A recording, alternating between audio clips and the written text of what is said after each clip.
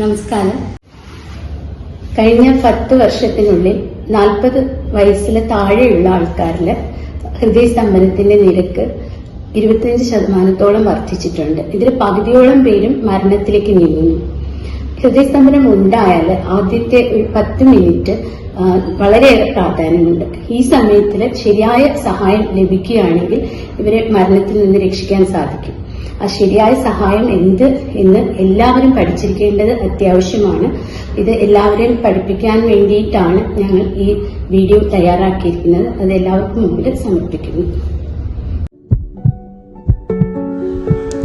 ഹൃദയം നിലച്ചു കഴിഞ്ഞാൽ ഓരോ നിമിഷവും വിലപ്പെട്ടതാണ്.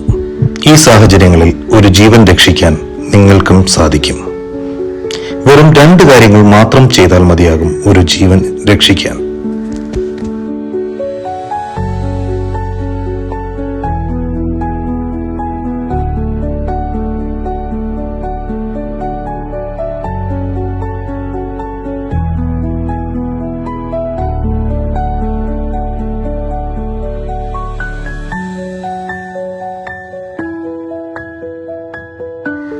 നിങ്ങളുടെ മുന്നിൽ ഒരാൾ കുഴഞ്ഞു വീഴുകയാണ് എങ്കിൽ ആദ്യമായി നിങ്ങൾ സുരക്ഷിതരാണ് എന്ന് ഉറപ്പുവരുത്തുക. അതിനുശേഷം രോഗിയുടെ ബോധനില പരിശോധിക്കുക. അതിനായി 2 കൈകൾ കൊണ്ട് രോഗിയുടെ ചുമലിൽ ശക്തിയായി അടിച്ച ശേഷം രോഗിയെ ഉറക്കെ വിളിക്കുക. രോഗിയിൽ നിന്നും പ്രതികരണം ഒന്നും ഉണ്ടായില്ല എങ്കിൽ രോഗി അബോധാവസ്ഥയിലാണ് എന്ന് മനസ്സിലാക്കാൻ കഴിയും. അടുത്തതായി രോഗിയുടെ ശ്വാസനില പരിശോധിക്കേണ്ടതാണ്. അതിനായി രോഗിയെ മലർത്തി കിടത്തിയ ശേഷം നിങ്ങളുടെ തല ചരിച്ച് രോഗിയുടെ മുഖത്തിന് അരികിലേക്ക് കൊണ്ടുവരാം. ശേഷം നെഞ്ചിന്റെയും വയറ്റിന്റെയും ചലനം നിരീക്ഷിക്കാം. രോഗിയുടെ ശ്വാസത്തിന്റെ ശബ്ദം ശ്രവിക്കാവുന്നതാണ്. അതോടൊപ്പം രോഗിയുടെ നിശ്വാസവായു നിങ്ങളുടെ മുഖത്ത് അനുഭവപ്പെടുന്നുണ്ടോ എന്നും ശ്രദ്ധിക്കാം.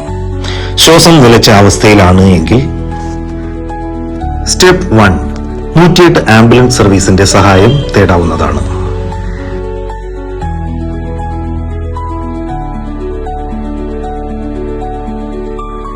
സ്റ്റെപ്പ് 2 രോഗിയുടെ അരികിൽ മുട്ടുകുത്തിയിരുന്ന ശേഷം ഒരു കൈപ്പത്തി രോഗിയുടെ നെഞ്ചിന് മധ്യഭാഗത്തായി വെക്കുക. ശേഷം മറു കൈവിരലുകൾ പരസ്പരം കോർത്തു പിടിച്ച ശേഷം നെഞ്ചിൽ ശക്തിയായി അമർത്തുക. 1 മിനിറ്റിൽ 100 മുതൽ 120 തവണ അമർത്തേണ്ടതാണ്. അത് കുറഞ്ഞത് 5 സെന്റിമീറ്റർ താഴ്ചയിലാണ് ചെയ്യേണ്ടത്.